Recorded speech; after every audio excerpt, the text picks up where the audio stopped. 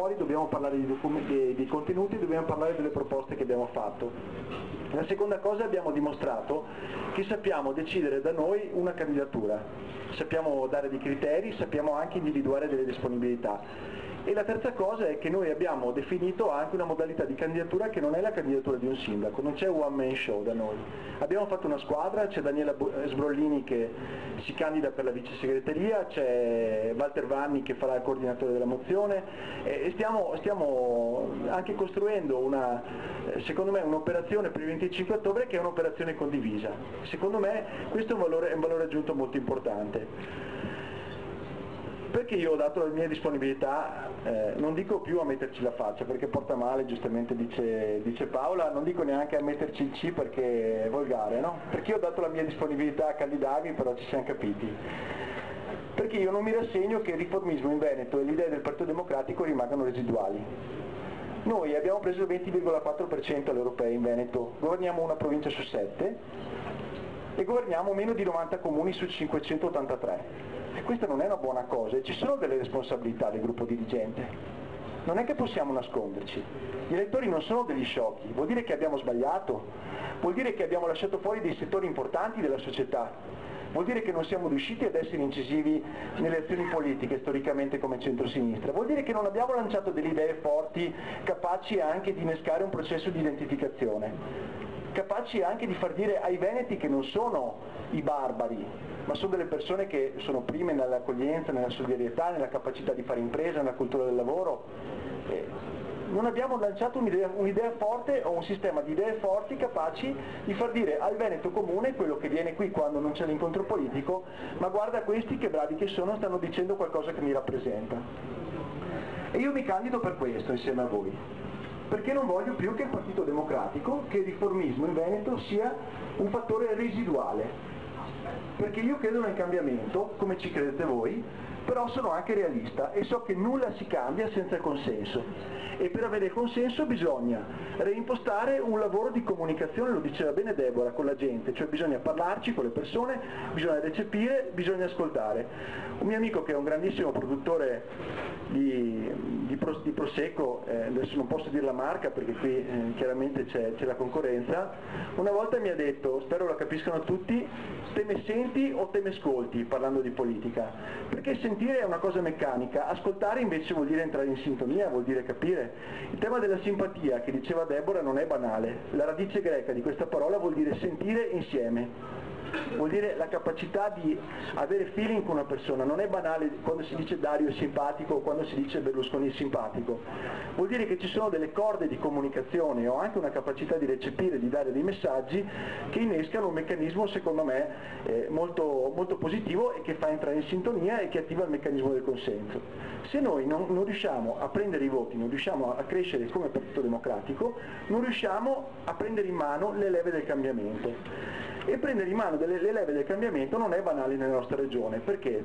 Per due ragioni. La prima è che la nostra regione, ma anche il Friuli Venezia Giulia, cioè il nostro sistema territoriale del nord-est, è cambiato rapidamente.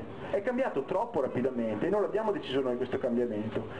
C'erano 32.000 immigrati in Veneto nel 1992, ce ne sono 480.000 oggi di regolarmente residenti con un contratto di lavoro. Pensate che questo cambiamento così veloce non possa aver influito sulla percezione delle persone rispetto alla propria vita, rispetto alla propria sicurezza, rispetto alla propria prospettiva? Pensate che un partito che vuole essere significativo non possa dire nulla rispetto a questo tema e pensare di essere interessante rispetto al consenso? Al nostro silenzio, al silenzio del centro-sinistra in questi anni ci sono state parole di odio, parole di paura della diversità da parte della Lega, che hanno colmato il vuoto che abbiamo lasciato noi. Ma c'è stato un cambiamento rapidissimo, per esempio nella modalità con cui si è organizzata l'economia. Ci sono moltissimi amici del sindacato, questa sera c'è anche qualcuno che ha delle attività imprenditoriali, il tema della delocalizzazione, il tema della crisi economica, prima una crescita molto rapida, adesso un rischio che le nostre fabbriche, le nostre piccole imprese possono avere difficoltà alla riapertura di settembre. Anche questo cambia la percezione della vita, bisogna avere delle parole e delle idee, delle proposte rispetto a una società dove la cultura del lavoro e la capacità di fare impresa sono diventate anche pervasive del modo di vivere. non è che noi non possiamo dire niente, non è che possiamo ignorare nella nostra piattaforma politica che questa è la terra dove ci sono 2.800.000 lavoratori dipendenti col più alto tasso di occupazione, dove ci sono 370.000 persone in condizioni di precariato in età compresa tra i 18 e i 36 anni e dove ci sono 550.000 imprenditori che stanno litigando con le banche per avere un po' di apertura di credito per tenere aperte le aziende, dove magari hanno 1, 2, 10, 15 al massimo dipendenti. Noi rispetto a questo dobbiamo dire delle cose. Ecco, rispetto a questi due temi, potevo citarne anche altri, insomma, il cambiamento, basta vedere anche come sono cambiate le aree urbane, come sono sorte le aree industriali e artigianali. Io abito in un comune di 20.000 abitanti che ha 3 zone, tra artigianali, commerciali e industriali.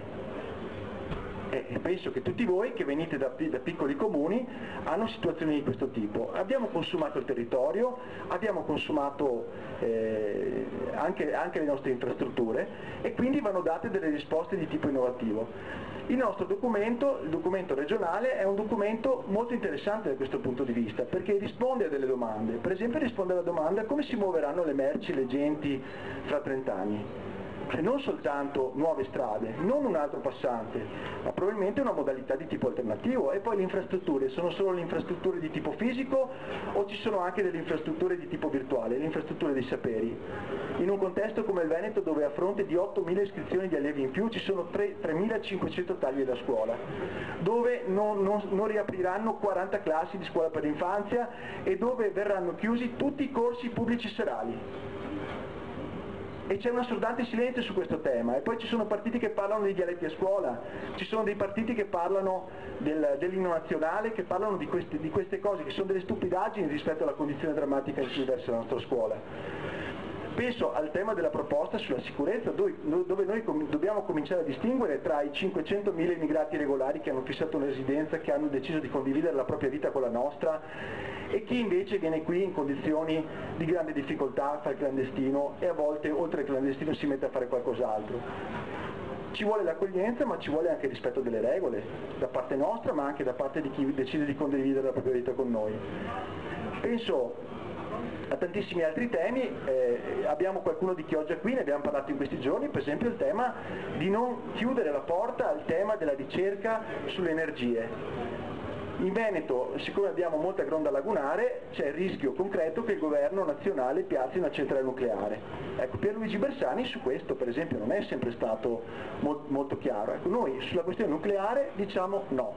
Diciamo no per un semplice motivo. Primo, perché bloccherebbe tutta la ricerca, l'applicazione e anche le attività economiche che ci sono sulle energie alternative. Secondo, perché è una centrale di terza generazione collocata nella prima regione d'Italia, che è il primo sistema turistico insieme al Friuli, che accoglie oltre 24 milioni di turisti l'anno. E terza questione, perché non sarebbe nemmeno un business per le nostre imprese, perché è una tecnologia francese costruita da imprese francesi e con combustibile, e questo lo possiamo dire, guardo Alberto che è venuto in chat con me, perché poi il combustibile ai francesi gli costa poco l'energia, perché l'uranio 238 vanno a prenderselo a gratis nei paesi come il Chad, il Mali o i paesi dove siamo stati noi. Ecco, su questi temi noi dobbiamo fare un tentativo di restare durante il congresso nel merito delle questioni. Il congresso è un tempo dove non ci sono nemici, ci sono degli avversari, il congresso avviene all'interno delle regole, dopo il congresso saremo tutti uniti, però il congresso è anche il tempo dove noi dobbiamo esplicitare le differenze, perché soltanto se sappiamo esplicitare le differenze sapremo veramente creare una proposta condivisa per il futuro.